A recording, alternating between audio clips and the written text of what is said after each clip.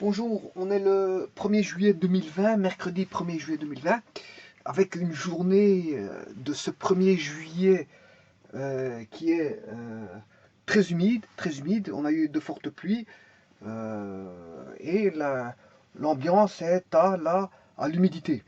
Bon, et comme je vous ai toujours dit, il faut un petit peu d'humidité, pourquoi pas. Ce n'est pas dérangeant du tout, pourquoi pas. Voici donc une molécule bon, qui est composée de 1, 2, 3, 4, 5, 6, 7, 8 carbones. Attention qu'ici c'est C2. Hein. Quand on a H5, ben c'est C2. C2 hein. Voilà. Donc on a une structure squelettique d'une formule, d'une formule chimique. C'est une molécule chimique. Composée de carbone et d'hydrogène, on est bien en chimie organique. Parce que la chimie du carbone, c'est la chimie organique des êtres vivants. Et notamment ici les composés en plus d'hydrogène, carbone-hydrogène. Je vous ai toujours dit que le jaune, c'est les éléments de la chimie organique. Carbone, hydrogène, oxygène, azote, avec d'autres éléments qui viennent s'associer avec ceux-là. Ça, c'est de l'archi connu. Et donc, on a bien une molécule de chimie organique qui est ce qu'on appelle un hydrocarbure. Un hydrocarbure. Composé uniquement de carbone et d'hydrogène, respectant bien sûr la valence du carbone. Alors, il s'agit ici tout simplement d'une formule squelettique d'une chaîne carbonée, que voici, et qui s'appelle une formule semi-développée plane. Pourquoi plane? Parce qu'on est dans le plan. Parce que généralement les molécules sont spatiales. Hein. Bon, une molécule c'est dans l'espace. Hein, comme tout objet dans l'espace, ben, une molécule c'est aussi dans l'espace. Et donc sa vision dans l'espace forme des angles bien définis, des distances intermoléculaires bien définies, etc. etc. Et donc, attention que une molécule est définie pas forcément uniquement avec des dimensions spatiales hein, dans l'espace. Hein. Voilà, dans l'espace, vous savez qu'on a les distances, mais fatalement ici on a des distances intercarbone, interhydrogène, oui. Ici j'ai effacé sans faire exprès un 2, c'est C2, C2, et là c'est C3, CH2, CH3. De toute façon, je vais vérifier la valence. Mais ce que je voulais vous dire, c'est qu'une molécule dans l'espace ne dépend pas uniquement de ses angles et de ses distances. On sait très bien que les molécules tiennent par des liaisons électroniques. D'ailleurs, ici, on a des liaisons interatomiques. Des liaisons interatomiques. Et là, on a des forces d'attraction électrique. Donc, il y a l'aspect électrique, l'aspect distance et l'aspect angle dans l'espace. Mais ici, il ne s'agit pas d'une représentation spatiale. On n'est pas en stéréo chimie. On n'étudie pas la structure spatiale. Ici, c'est tout simplement une représentation dans le plan. Je veux dire, qui ne respecte pas forcément les angles. Hein. Bon, on met des angles droits. Ici, on a des angles droits, peu importe, on a une chaîne linéaire avec des angles droits. Le but, c'est de voir la structure squelettique, de quoi elle est composée et comment, bon, voilà, mais pas avoir une vue spatiale, c'est pas ça, du tout. Voilà, et donc on a une certaine forme de molécule, mais ici, c'est ce qu'on appelle la formule semi-développée. Semi-développée, bon, et dans le plan, on est dans le plan. Alors, je vais la développer complètement, toujours dans le plan, je vais faire la formule développée plane, et non plus la semi-développée. La semi-développée ben, contient déjà des molécules CH3, CH3, C2H5. C'est une forme simplifiée. On va la désimplifier et donc la complexifier un peu plus, mais bon, elle n'est pas si complexe que ça. En la regardant de près, elle n'est pas si complexe que ça. Voilà. Alors, on va la dessiner. On a CH3, C, CH3.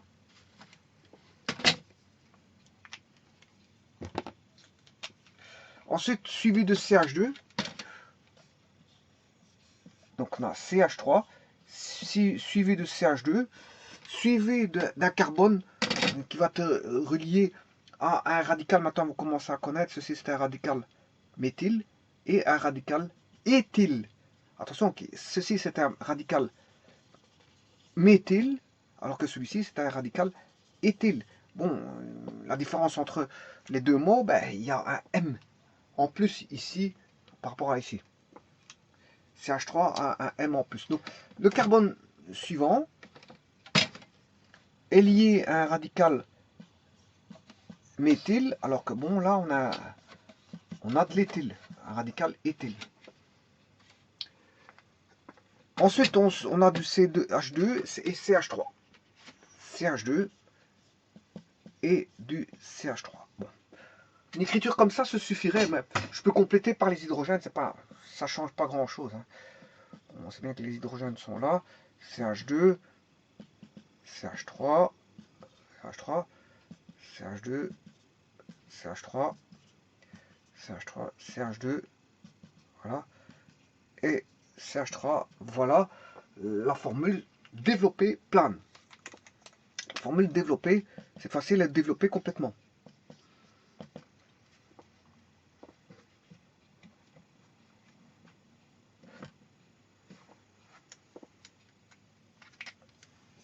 Donc je vous disais, il y a des distances interatomiques, carbone-carbone, des distances interatomiques, hydrogène, carbone, et il y a des forces électrostatiques. Hein. Voilà. On a des forces électrostatiques du fait qu'on a de l'électronégativité. On a des charges, tout d'abord, on a l'existence de charges et donc l'attractivité de la répulsion de charges.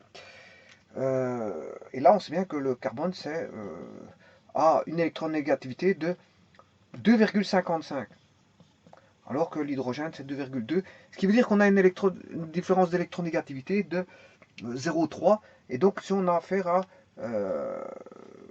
une liaison covalente normale, voilà, parce que elle est normale parce que le delta K, la différence d'électronégativité, est inférieure à 0,5. Quand elle est inférieure à 0,5, ben, on dit qu'elle est normale. Si elle vaut 0, elle est pure. C'est le cas ici, entre carbone-carbone. La liaison ici, carbone-carbone, mais on a un delta qui vaut 0. Donc là, on a un lien de covalence pur. Alors, bon, un lien de covalence peut être pur, c'est-à-dire delta qui vaut 0, normal inférieur à 0,5, mais au-dessus de 0, on peut avoir voilà, une covalence polarisée. Là, on est entre 0,5 et 1,7, et au-dessus, on a un lien de covalence, on a ce qu'on appelle l'électrovalence. On a la formation de charges électriques qui sont on aura des ions, qui peut donner des ions en électrovalence.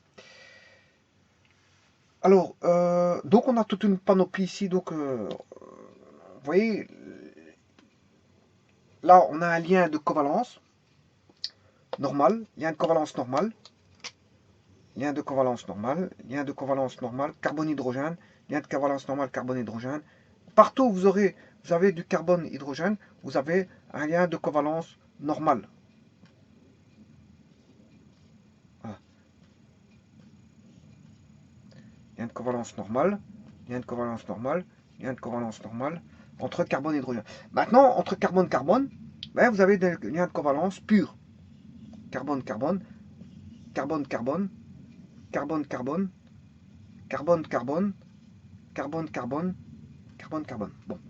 Alors, qu'est-ce que c'est que ces électrons? C'est une paire, ce qu'on appelle un doublet liant. Un doublet liant.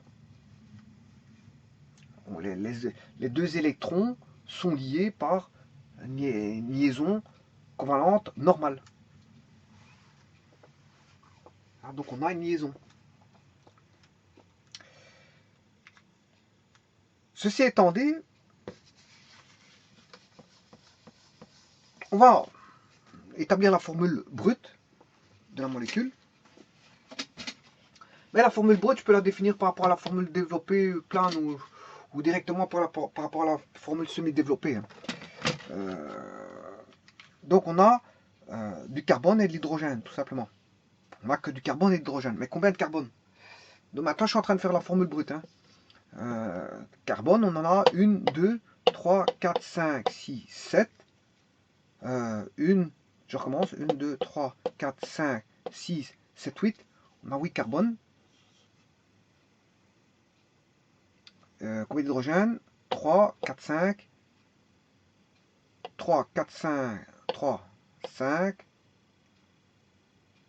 3, 6, 8.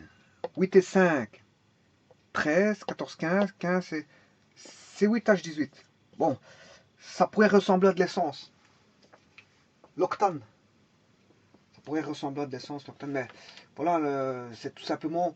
Voilà, C8H18, généralement c'est de l'essence. Hein. C'est l'octane. Ouais, mais ici on a des radicaux qui sont placés à certains endroits. On n'a pas de l'octane pur. Hein. C'est pas de l'octane pur. D'ailleurs, vous allez voir la formule chimique. Vous allez voir que c'est pas de l'octane pur, ça. Ça, c'est tout simplement une transformation, je veux dire,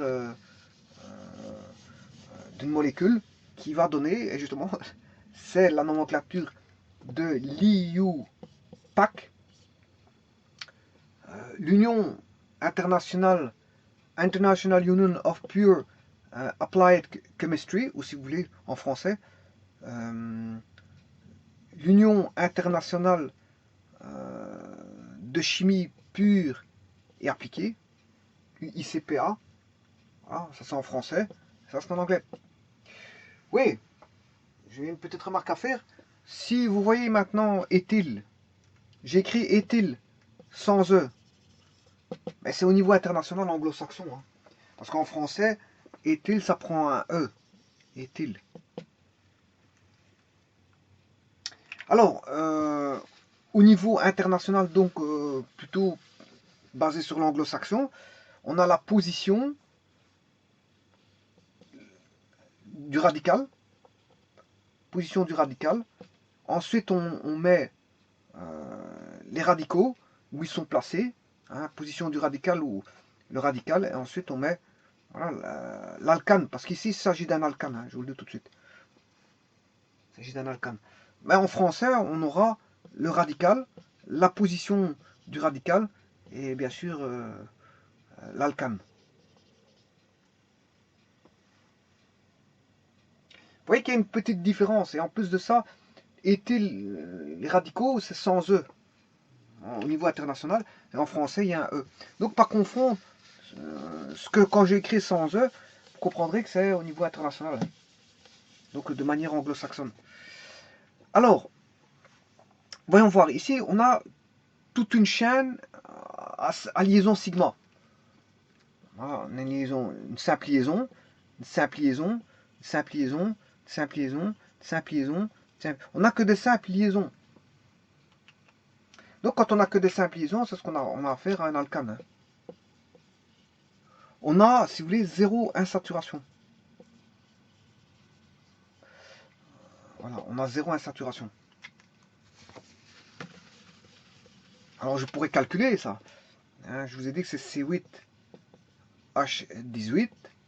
On a bien CnH2n plus 2, qui est bien un alcane. Hein. 8 x 2, 16 plus 2, ça fait bien 18. On a 18. Donc on a bien un alcane.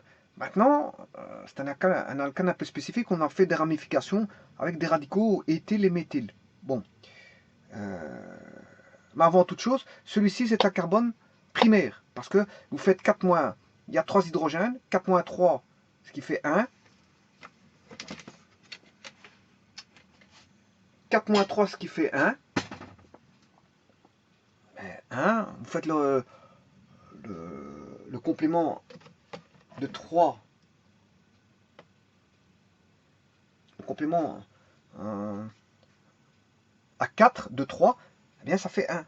Et donc on a un carbone primaire. Et ici on aura des hydrogènes primaires.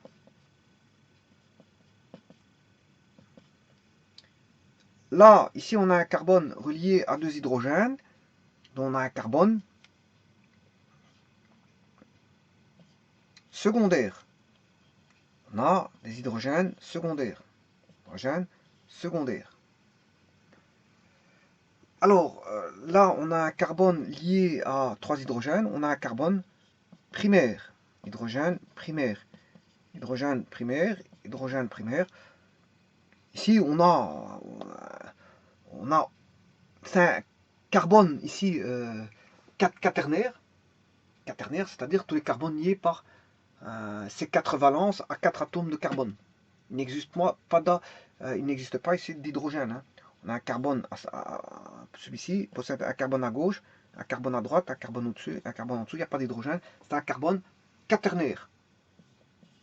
Et donc il n'y a pas d'hydrogène quaternaire parce qu'il n'y a pas d'hydrogène qui est lié. Voilà. Là on a un carbone, donc 4 moins 2, ce qui fait 2, on a un carbone secondaire, hydrogène secondaire, carbone 4 moins 3, ce qui fait 1, carbone primaire, hydrogène primaire, hydrogène primaire, hydrogène primaire, carbone ici 4 moins 2, ce qui fait 2, secondaire, hydrogène secondaire, hydrogène secondaire. Là, on a un carbone, de nouveau, primaire, 4 moins 3, voilà, hydrogène primaire, hydrogène primaire, hydrogène primaire, voilà. Ceci étant dit,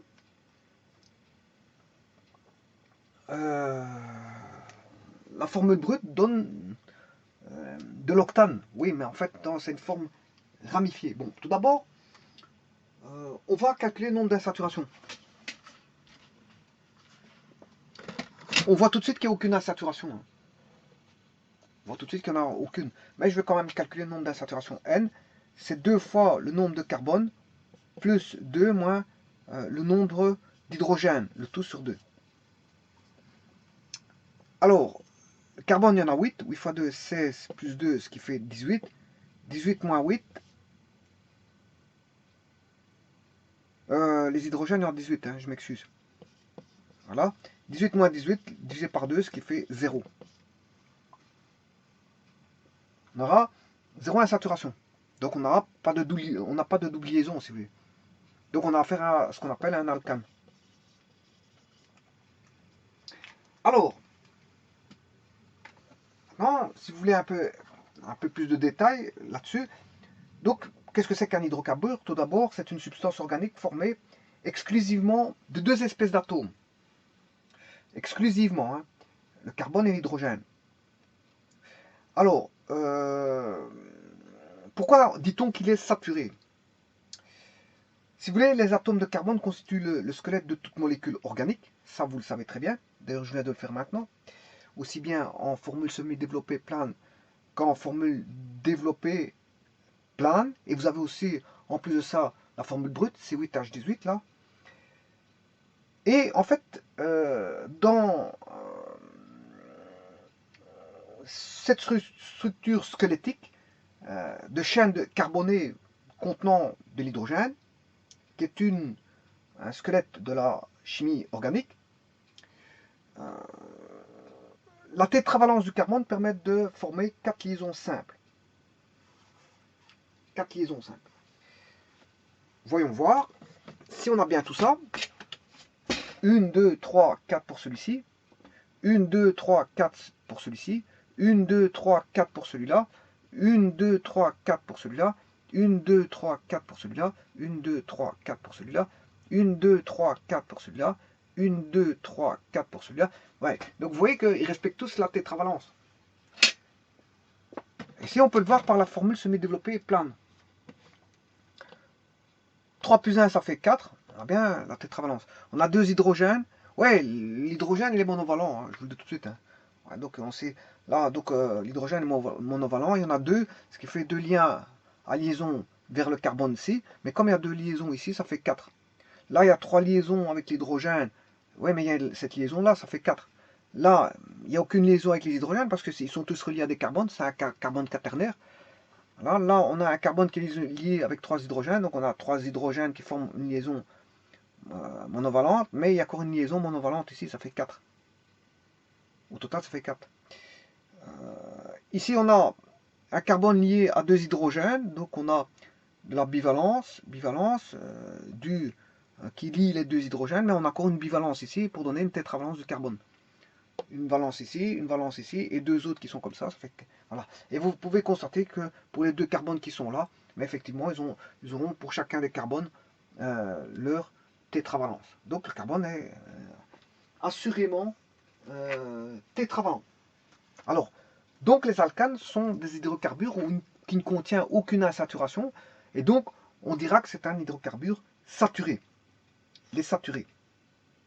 Et je dirais même que tous les carbones sont saturés parce qu'il n'y a justement aucun carbone qui est insaturé. Aucun carbone qui est insaturé.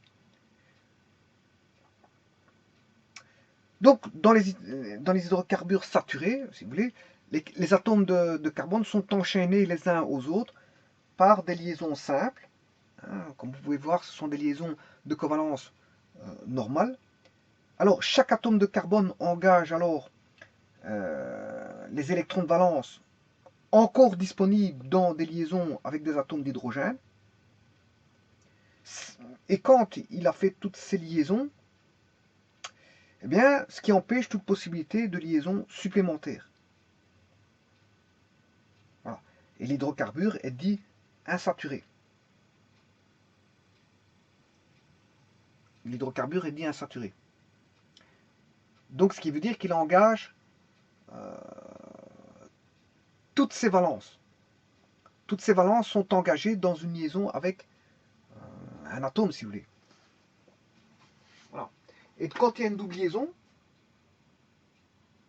double ou une triple liaison, là vous voyez qu'il y aura des liens.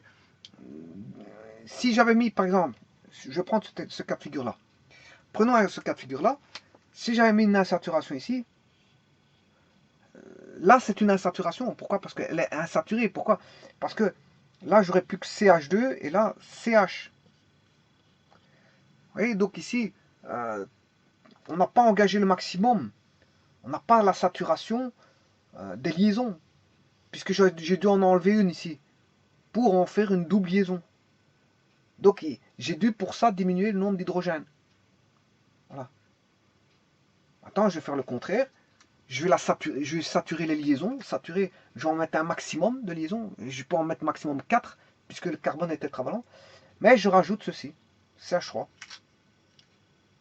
CH3 ici, mais alors je retire ce double liaison là. Là, tout est saturé. J'aurai 3 hydrogènes et une liaison carbone-carbone. Par contre, celui-ci, tout est saturé parce que j'ai une liaison carbone-carbone et une liaison vers l'hydrogène, vers 2 hydrogènes. Donc tout est saturé. Mais si je mets une double liaison, je dois enlever un atome. Voilà. Donc enlever un atome, ça veut dire qu'on n'est pas, les liaisons ne sont pas saturées. Et ça, c'est la même chose si vous avez une triple liaison. Voilà, vous enlevez encore un atome un atome possible d'être lié. Donc vous en enlevez encore un, donc vous êtes insaturé. La saturation, c'est quand on explique la saturation, c'est quand le carbone fait toutes ses valences avec différents atomes possibles. Elle fait toutes ses valences. Voilà. Mais si elle ne le fait pas, qu'il y a une double liaison là-dedans ou une triple liaison, ben elle mettra en jeu moins d'atomes, donc elle sera insaturée.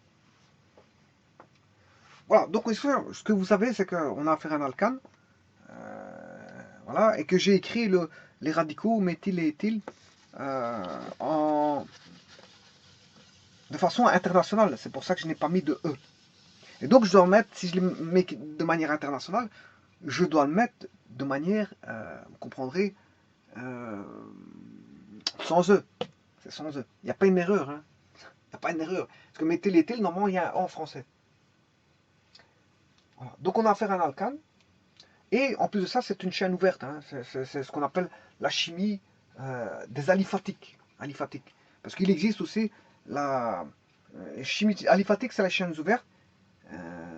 Et la chimie des hydrocarbures alécycliques. Enfin, quand je dis chimie, c'est plutôt les hydrocarbures. On a ce qu'on appelle ici un hydrocarbure aliphatique. Parce que les hydrocarbures, c'est essentiellement du carbone et d'hydrogène, exclusivement. Et donc, quand on a une chaîne ouverte au niveau de l'hydrocarbure, on a un hydrocarbure aliphatique. On peut avoir des hydrocarbures alicycliques, c'est constitué d'une succession d'atomes de carbone saturés ou insaturés, mais suivant un cycle, c'est-à-dire c'est fermé, mais aussi la structure des hydrocarbures aromatiques qui sont la forme des dérivés du benzène. Benzène et ses dérivés, si vous voulez. Voilà. De toute façon, si une chaîne n'est pas ouverte, elle est fermée. Hein. Voilà, donc il existe des chaînes ouvertes et des chaînes fermées. Alors, l'IUPAC dit que bon, il faut aller voir la chaîne la plus longue, qui constitue la chaîne mère. Mais la chaîne la plus longue, 1, 2, 3, 4, 5. On peut avoir ceci, voilà. 1, 2, 3, 4, 5. On peut avoir ceci. 1, 2, 3, 4. Voilà. Sûrement pas celle-ci, mais soit celle-là ou celle-là. Bon, moi je vais prendre la chaîne mère, celle-ci. Hein. Comme ça, j'y adosse deux radicaux comme ceci. Alors, donc ce qui veut dire que le carbone numéro 1, c'est celui le plus proche d'une ramification. Donc j'ai ma chaîne mère qui est ici. Voilà. Et celui le plus proche d'une ramification, si je prends celui-là le 1, le 2, mais j'aurai sur le carbone 3. De toute façon, ici, ça ne changera rien parce qu'il est situé au milieu. Que je mette 1, 2, 3 ou 1, 2, 3, bon, il est situé en milieu en milieu de chaîne. Il se trouve sur le milieu. On en a 5. On a 5 carbones, voilà, comme ceci. Bien, celui-ci, le troisième, constitue le milieu des 5.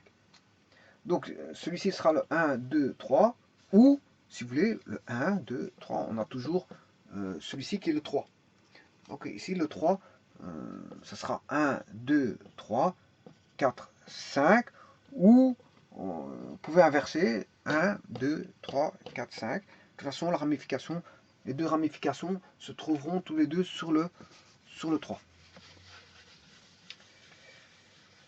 Alors, là on a un radical méthyle, pourquoi? Parce que ça provient du CH4.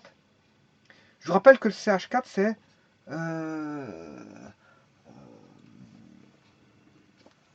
du méthane. C'est du méthane. CH4 c'est du méthane. Pas confondre, bien sûr, le méthane c'est un gaz. Hein.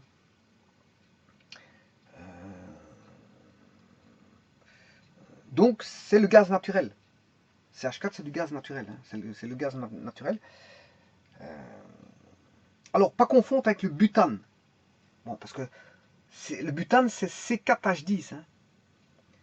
C4H10 parce que c'est CnH2n plus 2. Donc comme n vaut 4, ben, 4 fois 2, 8 plus 2, ça fait 10. Donc C4H10, c'est ce qu'on appelle du butane. Et là, c'est ce qu'on retrouve dans les briquets et les bonbonnes de camping gaz, etc. etc. Voilà.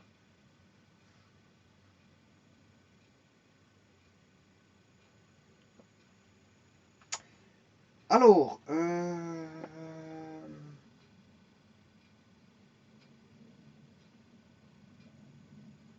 donc le CH4, on va former à partir du CH4 des radicaux. CH3 point plus H point. Alors comment?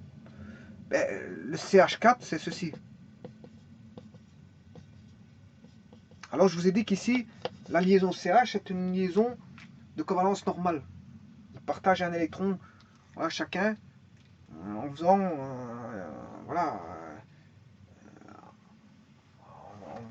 en ayant une relation, liaison de covalence normale. Puisque celui-ci fait 2,55 alors que l'hydrogène fait 2,3. Et la différence entre 2,55 et 2,3 fait 0,3. Entre 2,55 et 2,2, ça fait un delta chi de une différence d'électronégativité de 0,3. Donc on a un lien de covalence normal. Alors on va rompre un des liens de covalence normal. On va faire ce qu'on appelle une homolyse. Une homolyse par voie de la chaleur, qui est la thermolyse. Hein. Par voie de la chaleur, on va casser cette liaison. Ou on va, par la chaleur ou par la lumière, établir une photolyse, ou encore au travers de réactifs spécifiques tels que les peroxydes permettent d'avoir une rupture homolytique. C'est ce qu'on appelle une rupture homolytique ou un clivage homolytique. Donc c'est la rupture d'une liaison covalente par les moyens que je vous ai cités, photolyse, thermolyse, et par adjuvant de certaines molécules. Là, on a une rupture homolytique ou un clivage homolytique. Et la réaction qui s'ensuit est une homolyse. Puisque rompre une réaction, rompre un lien par rupture homolytique ou clivage homolytique constitue ce qu'on appelle une réaction tout simplement qui est une homolyse. Obtenue bien sûr par une manière, un procédé, un moyen qui est la thermolyse, la photolyse ou par l'ajout d'un adjuvant. Enfin, l'ajout de peroxyde par exemple. De peroxyde. Voilà. Et donc, ceci, j'ai obtenu des radicaux. Ça veut dire que dans la liaison contenant chacun un électron, mais chacun va prendre un électron. Le carbone va prendre un électron et l'hydrogène va prendre un électron. Et de là, si le carbone a pris un électron, mais il devient radical. Ce qu'on appelle le méthane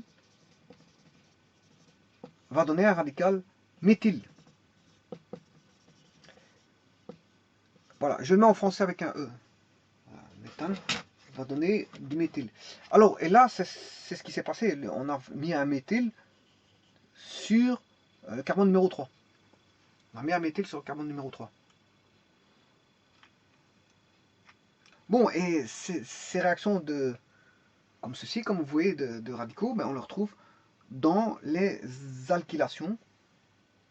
Alkylation pour obtenir un alkyle ou un alcool, pour obtenir justement un radical, hein, ou dans les halogénations radicalaires ou en chimie des polymères. Bon.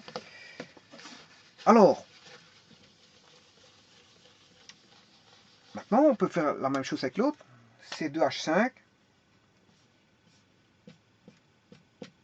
qui provient de l'éthane.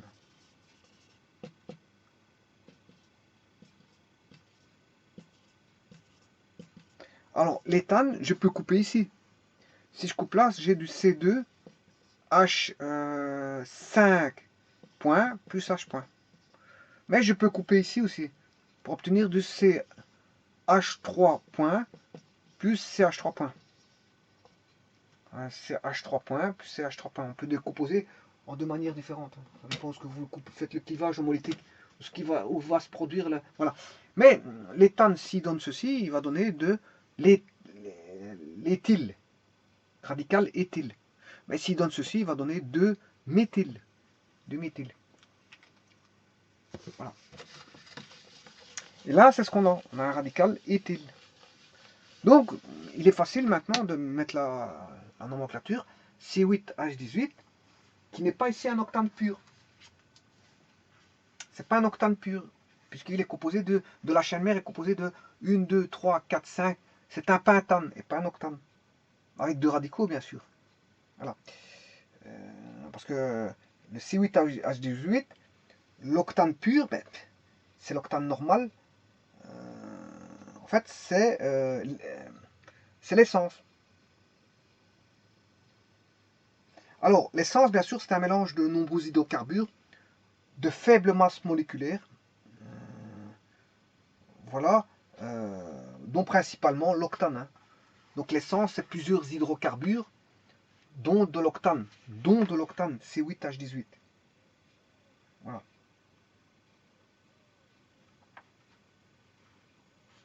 Donc, dont de l'octane. Alors, comment dire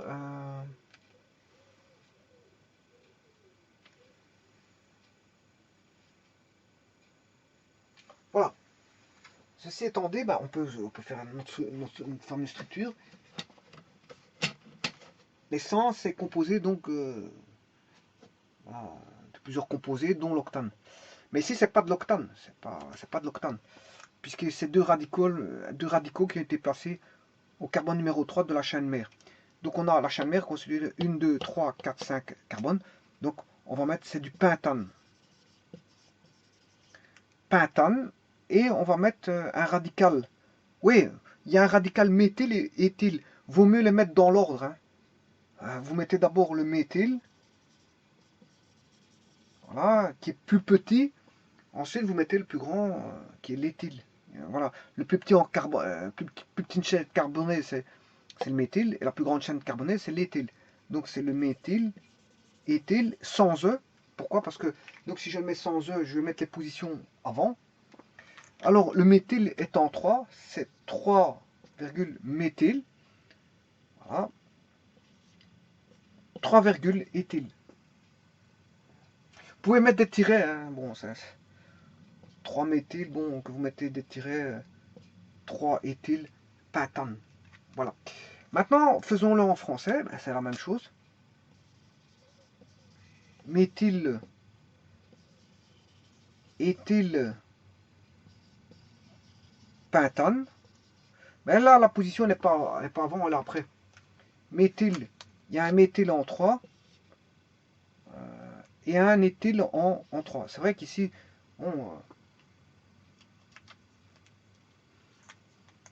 c'est vrai qu'il y a un accent, c'est vrai que, comme je disais tout à l'heure, ça vient de l'international, oui. Mais l'international, ils mettent avec un accent, donc c'est pas anglo-saxon, c'est pas forcément anglo-saxon. Parce qu'il y a un accent, alors que les anglo-saxons ne mettent pas d'accent. Voilà. Par contre, ici, ce que j'ai oublié, c'est un accent. Voilà. Donc, le méthyle peut se mettre sans E ou avec un E. Voilà.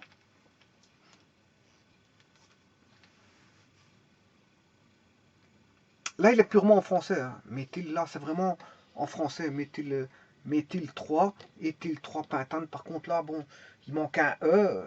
Il y a un accent. Bon, c'est un mélange de... Voilà, c'est un mélange d'écriture qui... Voilà. Voilà. Et ici, la position est avant, alors que là, la position est après. Qu'elle soit avant ou après, peu importe, c'est pas ça qui change. Bon, en écrivant ça, bon, on sait bien qu'on a du méthyle 3, éthyle 3, pentane. Ça veut dire que vous avez une chaîne de pentane. Voilà, je peux le faire. Hein. Maintenant qu'on a la configuration, ben, je vais la redessiner. Mais pour ça, il faut que je fasse ceci.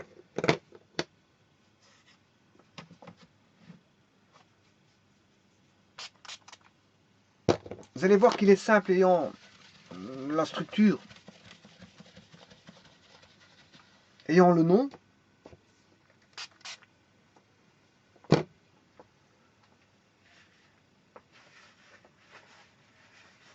Ayant le nom, on va trouver tout de suite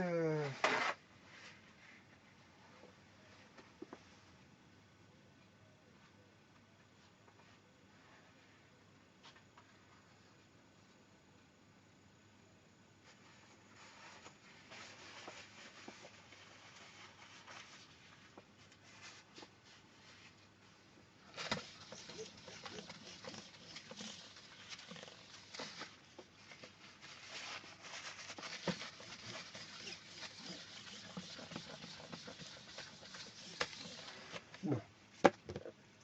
Donc, on a le 3 méthyle, 3 éthyle, pentane. Et ensuite, qu'est-ce que je ferai? Voilà, je vais d'abord faire ceci. Ensuite, je ferai l'octane, le N-octane. Voilà, le N-octane. Voilà. Là, sa formule ici, c'est C8 brut, C8H18. Et là, sa formule brute, c'est C8H18 aussi. C'est pas la même chose. Hein. Au niveau de leur structure développée ou semi-développée, c'est pas la même chose. Mais je vais le faire uniquement pour le N-octane en semi-développé. Et ici, je vais le faire en semi-développé aussi. Bon, ben voyons voir. Ici, on a du pentane. Pentane, c'est 1, 2, 3, 4, 5. Voilà. Sur le carbone numéro 3, 1, 2, 3 ou 1, 2, 3, de toute façon, il est au milieu, que je compte par là ou par là, c'est le même, comme je vous ai expliqué. Eh bien, on vient mettre en 3 un méthyle, un CH3, et en 3, on va mettre un éthyle, C2H6. H5. Là, je complète par les hydrogènes, CH3, CH2, CH2 et CH3. Voilà. Donc voyons voir déjà si on a bien ceci. CH3, CH3, CH2, C, avec un CH3 ici et un C2H5, CH3, C2H5, suivi d'un CH2 et finalement un CH3 en fin de chaîne. Bon. Maintenant, faisons l'octane normal. L'octane normal, c'est 8 carbones. 1, 2, 3, 4, 5, 6, 7, 8.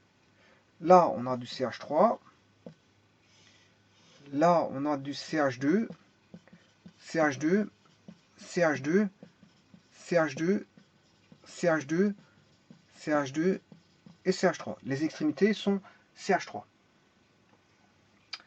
Voilà, donc ça veut dire qu'on a du CH3 aux extrémités et tout le long du parcours, on a du CH2. Là, ça c'est l'octane normal. Hein. C'est l'octane normal, c'est le N-octane. CH3. Bon, maintenant, on sait simplifier ceci, parce que le CH2, on a 1, 2, 3, 4, 5. Il y en a 6 dedans. Il y en a 6. Donc, on va simplifier la chose en écrivant CH2 qui est 6 fois, et finalement, avec une chaîne CH3 fermante, terminante, finale, on va dire plutôt finale, parce que en terminante, ça ne se dit pas.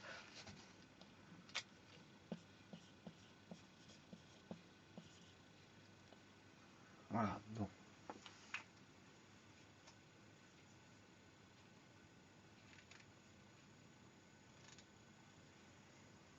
Voilà. Donc vous voyez que celui-ci, c'est du C8 H18, le point, et celui-là, c'est du C8 H18. Mais c'est pas les mêmes molécules. La formule brute est la même, oui, mais c'est pas les mêmes molécules au niveau de la structure plane, et je dirais même plus au niveau de la structure spatiale, parce que si la structure plane n'est pas la même, la structure spatiale est différente, hein, d'office. Hein. Donc voilà, avoir un atome à 8 carbone ne signifie pas que vous avez toujours voilà, vous n'avez pas toujours là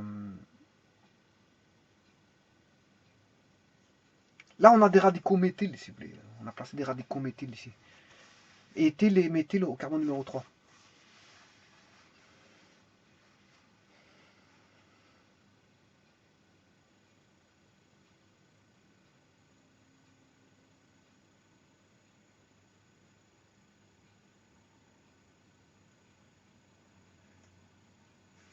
Voilà, je vous remercie.